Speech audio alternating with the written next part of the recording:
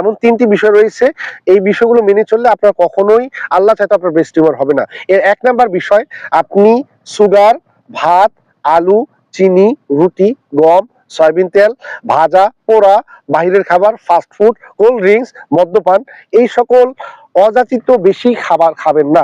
বিশেষ করে সুগার এবং বাহিরের খাবার এবং মদ্যপান এগুলো থেকে আপনি নিজেকে বিরত রাখবেন। এটা হচ্ছে ব্রেস্ট টিউমার না হওয়ার একটা গুরুত্বপূর্ণ বিষয়।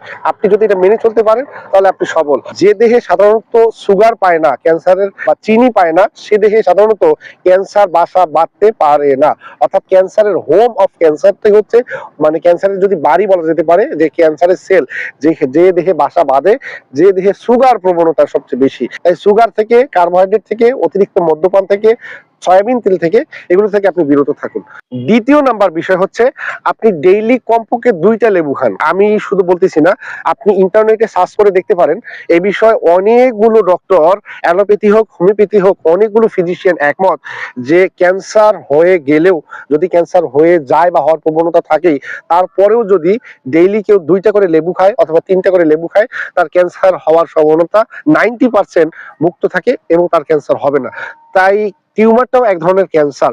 তাই টিউমার থেকে বেঁচে থাকতে গেলে বা টিউমার থেকে সুস্থ হতে গেলে সর্বপ্রথম এই বিষয়গুলো আপনাকে মেনে চলতে হবে। ডেইলি কয়টা? ২ থেকে ৩টা আপনি লেবু খাবেন।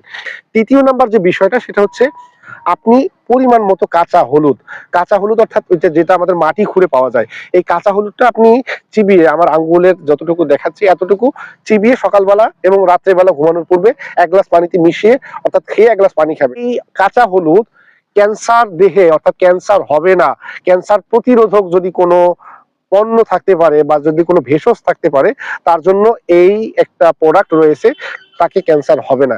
এরপরে আরেকটা সুন্দর রয়েছে, এটাও একটা ন্যাচারাল, সেটা হচ্ছে বাদাবি লেবু অথবা আমরা যেটা জাম্বুরা বলে থাকি। এই জাম্বুরাটাও সাধারণত ক্যান্সার প্রতিরোধক। তো আমি যে ৪টা বিষয় বললাম, ৩টা বিষয় বললাম, এই ৩টা বিষয় আপনারা ভালো করে খেয়াল করে চলবেন। ইনশাআল্লাহ আপনার ব্রেস্ট টিউমার হবে না। এরপরে হয়ে গেছে, তখন আপনার চিকিৎসা কি? হোমিওপ্যাথিতে আমি আপনাকে মাত্র ৩টি ঔষধের কথা বলবো। এই ৩টি ঔষধ যদি আপনি লক্ষণ অনুযায়ী সেবন করতে পারেন, তাহলে আমি আপনাকে বলছি আপনার ব্রেস্ট টিউমার হয়ে গেলেও আল্লাহ চাইতো আপনি সুস্থ হয়ে যাবেন। এর ১ নাম্বার বিষয়টা হচ্ছে কোনিয়াম ম্যাগ 200 অথবা কোনিয়াম ম্যাগ 200। বিশেষ করে যে সকল মেয়েদের বা যে সকল মা বোনদের সাধারণত মানে ব্রেস্ট টিউমারটা শক্ত হয়, বিশেষ করে অতিরিক্ত ইনজুরি বা চাপ অথবা ফোর্স অথবা যে কোনো ধরনের ইনজুরি জনিত কারণে যার ব্রেস্ট টিউমার হয়েছে, তাদের জন্য একটা পারফেক্ট প্রোডাক্ট হচ্ছে এই কোনিয়াম। অর্থাৎ ব্রেস্ট টিউমারের একটা one of the best medicine হচ্ছে এই কোনিয়াম ম্যাগ 200। এরপরে রয়েছে এস্ট্রাফিশিগ্রা। বন্ধুরা, বিশেষ করে যারা ভুল অপারেশন জনিত কারণে ব্রেস্ট টিউমার হয়েছে, তাদের জন্য